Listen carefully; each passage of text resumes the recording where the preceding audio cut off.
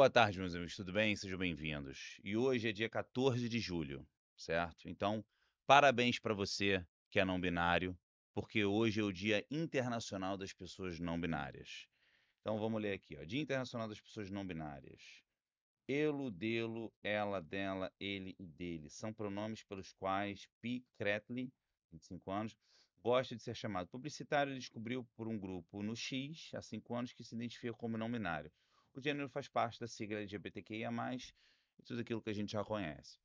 O mais importante que eu quero destacar aqui, pessoal, não é a possibilidade desse nosso amigo que ser ou não não binário, enfim, qual é a orientação que ele queira usar para ele. Mas é que como cada vez mais essas coisas elas estão empurrando a barreira da normalidade ou a barreira da realidade. E o legal dessa notícia é que ele falou assim, ó, não binários relatam falta de entendimento até por alguns psicólogos sobre identidade de gênero, como se fosse um fenômeno novo. E quem sabe pode até ser. Mas um fenômeno novo não significa que seja real. O que eu quero dizer com isso? A psique humana, ela é infinita, né? Quem já estudou a psicologia sabe que Freud e Jung, né, até Adler, já entendeu que a psique humana ela é absolutamente criativa em todos os aspectos. Só que a gente tem que ter um certo parâmetro para viver em sociedade. E aí a gente tem que entender que tipo de sociedade que a gente quer viver. Eu acho que, pessoalmente falando, todo mundo tem direito a ser o que quiser. E está tudo bem. Só que a gente também tem que entender alguns fenômenos e valorizar eles no sentido de valorar esses quesitos e entender se isso é bom ou ruim para gente.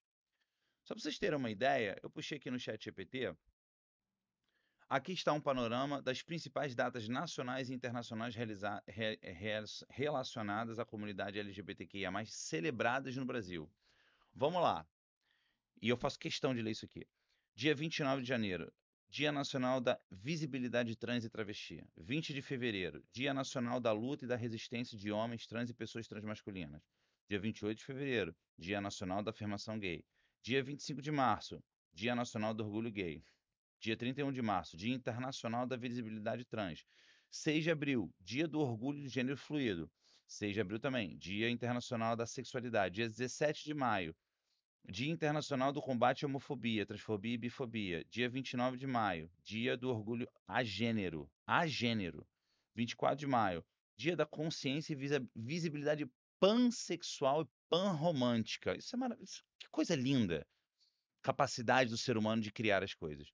Dia 28 de junho, Dia Internacional do Orgulho LGBTQIA+, que até foi, né, a nossa querida deputada Erika Hilton. O pessoal ficou chateada com ela porque ela não foi lá, né, no comício lá na, enfim, na manifestação não, como é que é o nome? Passeata, na passeata que teve. Dia 14 de julho, Dia Internacional da Arte Drag. 14 de julho, Dia Internacional Não Binário. 29 de agosto, 22 de agosto, Dia Nacional da Visibilidade Lésbica, Dia Internacional de Sair do Armário. Dia 23 de setembro, Dia da Visibilidade Bissexual. Dia 26 de outubro, Dia da Visibilidade Intersexual. 8 de novembro, Dia da Solidariedade Intersexual. Dia 20 de novembro, Dia da Memória e Lembrança Transgênero. 8 de dezembro, Dia do Orgulho Pansexual. E dia 10 de dezembro, Dia dos Direitos Humanos, celebrado mundialmente, ressignificado como momento de luta pelos direitos LGBTQIA+. Então aqui, 2, 4, 5, 6, 7, 8, 9, 10, 11, 12, 13, 14, 15, 16, 17, 18. Então aqui a gente tem pelo menos do ano, a gente tem 15, 16 dias somente dedicados à comunidade LGBTQIA+.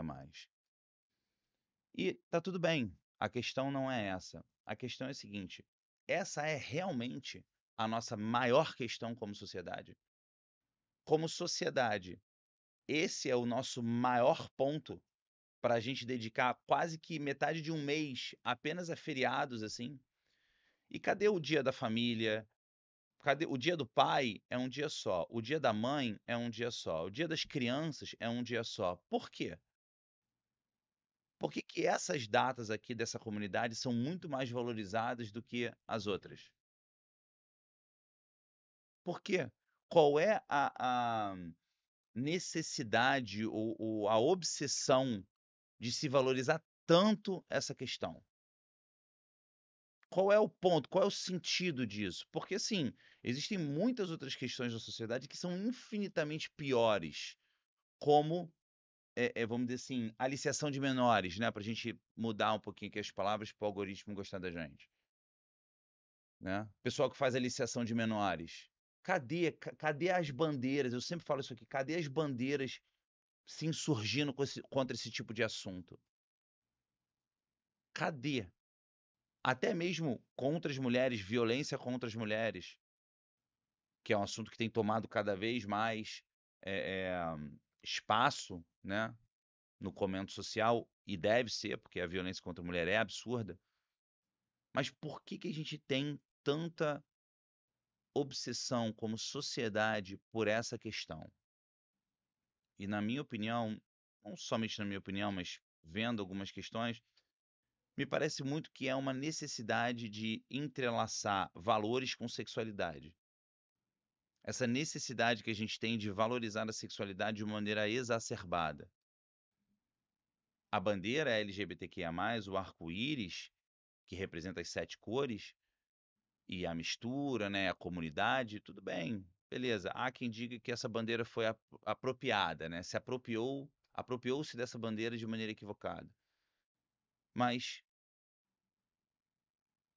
novamente eu falo, qual é o sentido disso? Por que que a gente tem que misturar esses assuntos dessa forma? E não ter uma diretriz clara em relação ao que nós devemos valorizar como sociedade? Por que que a gente valoriza tanto isso? Porque a questão sexual mexe muito com o âmago do ser humano. A questão sexual é o que move muitas vontades dentro da sociedade. Então, é natural que isso tenha um peso muito grande dentro da psique de todo mundo. E essa questão de você poder ser quem você é e de você ter uma criação mental, estabelecê-la na realidade, no mundo físico aqui onde a gente vive, né, tocando aqui no chão, é uma questão que também tem o seu peso. Mas aí a gente tem que entender como sociedade o que que a gente quer fazer. Como que a gente quer valorizar isso e entender o quanto que isso também impacta na mente de pessoas jovens. Porque a pessoa vocês que estão me olhando aqui, vocês podem falar assim: "Ah, Walter, mas poxa, você está exagerando, né, isso aqui não afeta nada, as pessoas podem ser quem elas quiserem e está tudo bem", e eu concordo com você. Realmente é verdade, as pessoas têm que ser o que elas querem. Só que tem uma coisa que eu preciso falar para vocês que é o seguinte, não sei se vocês sabem, mas meus amigos, e muitos sabem, eu tenho certeza, porque se você assiste esse conteúdo, porque certamente em parte você entende um pouco do que eu estou falando, eh, você constrói uma sociedade não através da comunidade LGBTQIA+. Você constrói uma sociedade através de famílias. Famílias são a pedra fundamental da sociedade. Porque se você não tem fecundação, se você não tem bebês nascendo, a sua sociedade se desfaz e morre. E aí tem muitas pessoas que são totalmente egocentristas e falam: "Ah, meu amigo, eu quero que o mundo", entendeu? "Eu não quero saber, eu vou morrer mesmo, então para que que eu vou deixar alguma coisa?". Hoje, nós estamos colhendo os frutos de uma sociedade que, longe de ser perfeita, foi criada pelos nossos pais, nossos antepassados, e os nossos avós, e os baby boomers, e várias outras gerações anteriores que tiveram muitos filhos e que reproduziram, e por isso você tem a dádiva da vida. A gente pode, como sociedade, não valorizar mais isso. E tudo bem, não tem problema nenhum. Só que a gente tem que entender que isso tem consequências. E essas consequências a gente não vai conseguir fugir delas. Se você tem filhos, você deveria pensar nisso. Que tipo de mundo você quer deixar para eles? Que tipo de herança você quer deixar para eles? Porque você vai ter que deixar alguma coisa, ainda que nada. E eles vão olhar para cima e vão falar assim: "Cara, meu pai não deixou nada, minha mãe não deixou nada, me deixou sozinho no mundo". Uma sociedade, ela se constrói através desse elo familiar. através de crianças, através de geração de vida, não através da sexualidade, exclusivamente falando. Então é por isso que a gente tem que ter essa visão e entender para onde a gente está caminhando. Eu entendo que todo mundo tem que ser livre para ser o que quiser. Realmente entendo isso. Só que a gente precisa pelo menos ter a consciência da onde isso está levando a gente. Esse é o ponto importante e é por isso que eu estou falando isso aqui. Para onde nós estamos caminhando? É para esse mundo.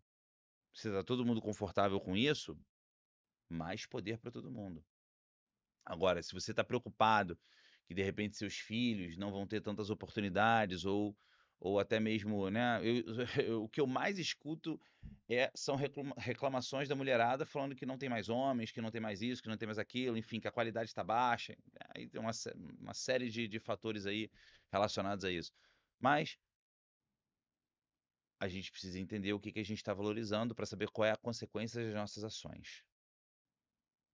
Onde a gente vai parar. Tendo dito isso, saindo de uma notícia pesada como essa, mentira, uma notícia leve como essa, vamos para uma notícia mais pesada aqui, ó. 62% veem tarifa de Trump como injustificada, diz Atlas Intel. Então vocês devem ter visto já que o presidente Donald Trump, citando Bolsonaro e ordens do STF, Trump anuncia 50% de tarifas ao Brasil. Perfeito? E essas tarifas, elas vão ser aplicadas sobre os principais commodities que o Brasil exporta para os Estados Unidos, como carne, aeronaves, grãos, café, e tem mais alguns outros também, ferro e aço, tem mais alguns outros também. E aí, isso faz a gente tentar entender um pouquinho a questão da geopolítica, né? E como que essas coisas se interlaçam, né? Então, hoje nós estamos vivendo no Brasil uma situação onde Brasil e Estados Unidos estão gerando entre si uma ruptura. O Brasil faz parte do BRICS, que é um polo, vamos dizer assim, econômico, vou chamar de polo para facilitar, é uma comunhão, um polo de países que, na sua grande maioria, são países ou autoritários ou países que têm, vamos dizer assim, o pessoal aqui de, né, Boreste no comando. E, obviamente, os Estados Unidos é um país de bombordo, né, para quem está me entendendo, e existe uma ruptura acontecendo. Por quê? Porque o BRICS está tentando ativamente tirar o dólar, como os países do BRICS, né, estão tentando, vamos dizer assim, sabotar a presença do dólar como unidade de mensuração monetária universal dentro do mundo. E uma das maiores forças dos Estados Unidos é o petrodólar. É o fato de que tudo é feito em dólar. E é por isso que os Estados Unidos têm ou vendido ou comercializado em dólar. E é por isso que os Estados Unidos têm tanta vantagem, né, do ponto de vista de terceirizar a mão de obra. Por isso que quando os Estados Unidos terceirizou toda a sua produção para o mundo, mais especificamente a China, para eles, de uma certa maneira, não foi tão impactante, porque tudo é feito em dólar. Então, quando os Estados Unidos têm uma dívida trilionária, de mais de 30 trilhões de dólares, para ele receber e comercializar o dólar, o mundo comercializar em dólar, é muito bom, porque ele vende a dívida dele, certo? Os outros países compram, então ele consegue se manter ali com uma inflação equilibrada, enfim, tudo mais, toda essa questão geopolítica para a gente tentar resumir aqui. Só que o que os países do BRICS estão tentando fazer é justamente sabotar isso, tirar de circulação, principalmente no que tange ao petróleo, o dólar como a moeda fundamental para esse tipo de comércio. Tanto é que eles já estão tentando fazer a comercialização do petróleo em ienes, né, que é a moeda chinesa. Né? E aí também tem a moeda russa, e a Rússia também levantou algumas questões do ouro, enfim. E só que para isso, o que o Trump teve que fazer com o Brasil? Até por umas outras questões que foram muito fortes aqui no Brasil, como a questão da censura, né, das redes sociais, né, as decisões do STF que limitaram o marco da internet, marco civil da internet. Então, o que o Trump fez foi forçar a mão do Brasil para falar assim: Brasil, olha só, nós éramos amigos, nós éramos primos, sempre fomos, sempre tivemos uma relação muito estreita. O que a gente tem que fazer agora? Voltar a ter essa relação. Então, o Trump foi lá e colocou uma tarifa de 50% para poder forçar o Brasil à mesa de negociação, para tentar tirar o Brasil, afastar o Brasil do BRICS. Porque essa tarifa ela vai prejudicar muito o Brasil. Muito. Ah, mas vai prejudicar os americanos? Vai prejudicar os americanos porque a carne brasileira vai chegar lá 50% mais cara, para resumir. Só que quem já foi nos Estados Unidos sabe que o mercado lá, o tamanho do mercado americano é maior do que o segundo ao quinto colocado juntos. Então, os Estados Unidos têm acesso ao mundo inteiro, em termos de carne e tudo. Então, é um pouco assim, engraçado a gente achar que não, meu Deus, o Brasil faz tanta diferença assim. Não, não faz.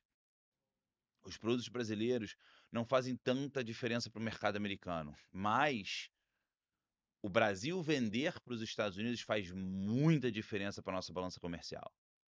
Então, tendo em vista que teve a cúpula do BRICS no Rio de Janeiro, certamente o Trump agora está querendo, né, equilibrar isso e trazer de volta o Brasil para a mesa de negociação para aproximar o Brasil dos Estados Unidos, mesmo com essa divergência aí de lados políticos, certo? E afastar o Brasil também do BRICS. Então, essa é uma questão que é muito importante do ponto de vista socioeconômico, porque a gente vai ver esse impacto aqui. A gente não vai ver impacto nos nossos produtos de uma forma direta, mas a gente vai ver impacto na economia, a gente vai ver impacto na inflação, a gente vai ver impacto na balança comercial. Isso tudo afeta muito. Vocês já viram que a taxa de juros está subindo cada vez mais e provavelmente vai continuar subindo, tá? A Selic alta no Brasil, ela sempre foi dentro do governo, né, desse lado político que está agora, sempre foi uma estratégia.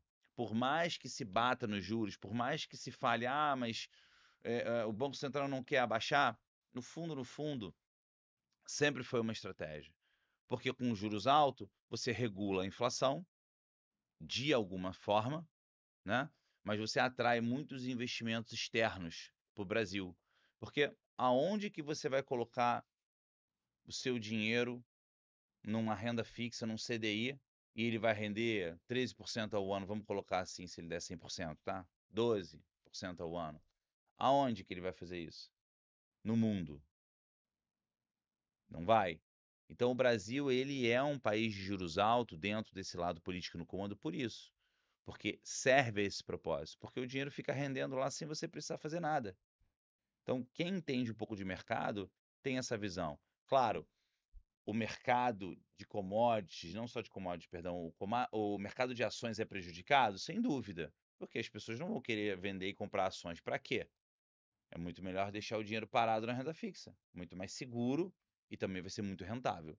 Então, é uma questão que a gente tem que entender para a gente poder visualizar aí o que é melhor para a gente, certo? E tem uma outra notícia também que eu acho muito interessante. FDA admite miocardite pós-mRNA e muda jogo regulatório.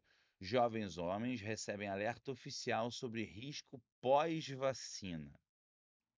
Vamos lá. Silêncio regulatório quebrado. A FDA finalmente cravou no rótulo o que muitos clínicos vinham relatando. Miocardite e pericardite não são coincidência em homens de entre 12 a 24 anos.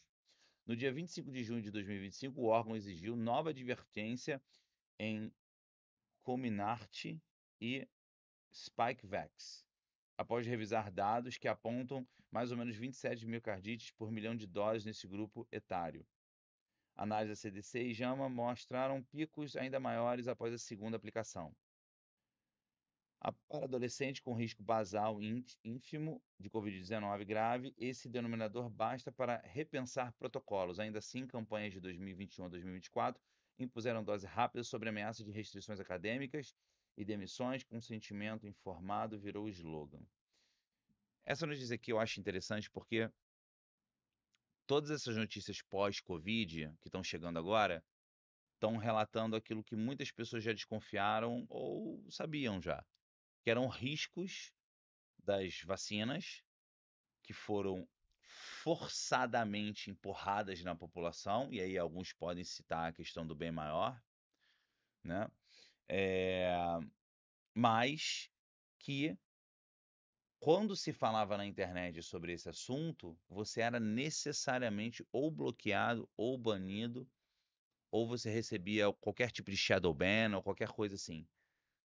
E hoje em dia, como esse assunto não está mais em voga, hoje em dia você consegue falar sobre ele. Inclusive, existe um relatório americano, do Congresso americano, que fez um estudo enorme sobre isso, e eles citam, inclusive, que a, o distanciamento social, as 2 máscaras, até a própria máscara de pano ou máscara, aquela máscara de cirurgia azul, né, com exceção da N95, nenhuma delas funcionava. Que isso era realmente uma questão muito mais voltada para, assim, uma questão ali social apenas, para só, entre aspas, enganar a população e fazer ela se sentir mais segura, quando na verdade elas não tinham a eficácia necessária, ou pelo menos não se tinha o conhecimento adequado naquele momento para se afirmar se de fato aquilo era e não era. E mesmo não sendo, foi optado por informar dessa maneira para a população se sentir mais segura. Mas no fundo não tinha muito o que fazer. Então, é interessante ver isso, é interessante ver agora que essas notícias estão saindo e estão tomando cada vez mais forma. Lula envia projeto ao Congresso que institui novo Dia da Independência, pessoal. Olha o revisionismo histórico aí. Depois o pessoal fala do Brasil paralelo. Por que mudar? Não é isso? O presidente Luiz Inácio Lula da Silva encaminhou ao Congresso nesta terça-feira um projeto de lei para tornar, o dia 2 de julho, que marca a independência da Bahia, o dia da consolidação da independência do Brasil.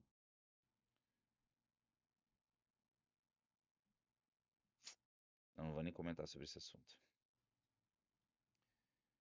E, para a gente finalizar aqui, eu acho essa notícia muito interessante, porque ela combina muito com a nossa primeira notícia, que é o seguinte: eu não escolhi o bebezinho, o arrependimento que a geração Girl Boss não quer ouvir.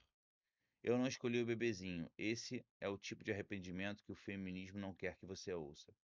Lara Nesteruk foi aplaudida por ter vencido sozinha, empresária influenciadora, bem-sucedida, o pacote completo da mulher moderna. Mas um dia a conta chegou, ela falou. Não como uma militante, mas como quem viveu e perdeu. Sim, ela se arrepende de não ter formado uma família na hora certa, de, de ter acreditado que a carreira preencheria a vida dela. Spoiler, nem sempre preenche. E quando se deu conta, era tarde. Essa fala incomoda porque expõe o que muitas sentem e não têm coragem de dizer, que o sucesso profissional pode ser incrível, mas não substitui um lar, um filho e uma mãe. Não é um discurso retrógrado, é só uma mulher dizendo a verdade, e talvez, só talvez, essa verdade salve outras de cometer o mesmo erro. Olha que interessante. Certamente é uma pessoa muito bem-sucedida na vida, mas que, por algum motivo, né, acreditou nessa ideia de que a família deveria ficar em segundo lugar, que essa questão não era tão importante em determinado momento, ou talvez naquele momento onde o relógio biológico feminino grita mais. E quando eu falo isso, as pessoas sempre me criticam, eu falo assim: "Ah, Walter, mas quando você fala de família, parece que as coisas têm que ser perfeitas e todo mundo tem que ser feliz para sempre". E não é isso que eu me refiro. Ainda que ela tivesse hoje separada, talvez do marido que ela encontrou na época, de repente ela teria 1 ou 2 filhos, que seria uma companhia eterna para ela. E isso faz diferença. Ah, mas dá trabalho, com certeza. Mas é extremamente gratificante. E aqui eu não estou me atendo às questões boas ou ruins de você ter filhos ou não, porque isso sempre vai existir. O mundo que a gente vive, ele é extremamente dual. Não existe nada bom sem ruim, não existe nada ruim sem bom. Mas, mesmo assim, novamente, mesmo que ela tivesse separada do marido que ela casou na época, ou tentou constituir a família na época, ela teria 1 ou 2 filhos para poder seguir a carreira dela com ela, do lado dela, sempre acompanhando ela. Quando ela ficar mais velha, tiver 80 anos, de repente, numa cama de hospital, ela teria netos, ela teria uma família. A gente pensa em família só como nosso companheiro, né? Só como nosso parceiro ali, marido, mulher, homem, mulher, etc.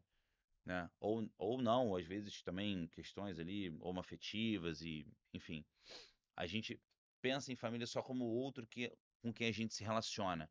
E a gente passou a ver, por exemplo, filhos como se fosse um problema, porque dá trabalho. E hoje em dia ninguém quer ter trabalho com nada.